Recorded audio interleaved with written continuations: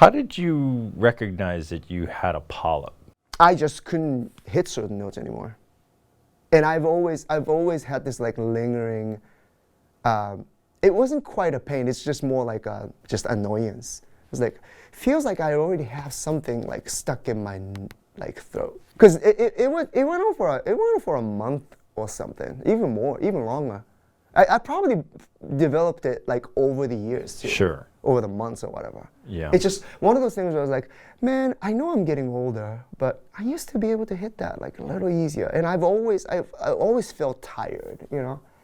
And I was like I wasn't getting enough sleep or something.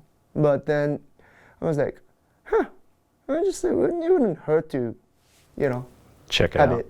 Have it looked at, and there it goes. The 3 weeks I had to basically make no sound out of the mouth. Yeah. No talking, no coughing, no grunting. So I couldn't even work out or anything like that. I wasn't supposed to lift anything heavier than 10 pounds or 5 pounds or whatever. Just to avoid making sound? Because if the muscle tightens up, that's supposedly not good for the healing process. Oh, interesting. I learned how to stop sneezing when I feel it.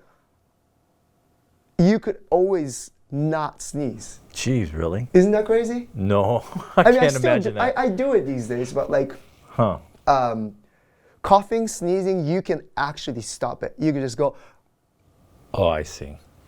Yeah. Breath control? Yeah. Oh, well, yeah, in a way, I guess. Yeah. Go without speaking for 3 weeks. Oh, yeah. Yeah. People would look at you differently. People think that you're deaf or something. Right. Because I started carrying around the phone and iPad to actually just type out and just like do the order and stuff. So like people actually go stuff like, oh, I don't know sign language. Sign language. But so I have to kind of remind people I could still hear, you know, like just tell me or whatever, right? I see. People are much nicer that way. That's interesting. What an interesting experiment. Yeah, and it's funny that like how it happened, the timing of it happened. It was like right before I actually started traveling.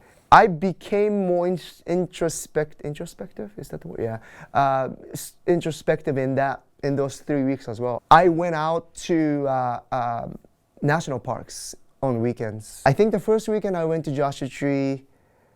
And second weekend I went to Sequoia and Kings Canyon, which became one of my favorite places to visit. It's a smaller park than Sequoia. It's less populated, and it's more actually the natural forest, the wild area, than the park. I just did like a long walk, like I don't know. I spent about probably 4 or 5 hours just by myself in the forest. You know, animals just come around. Yeah. You know, because you're in their territory. You know, and not being able to speak, did a lot of thinking, did a lot of writing, did a lot of just kind of. It was like as close to a meditation as I could be.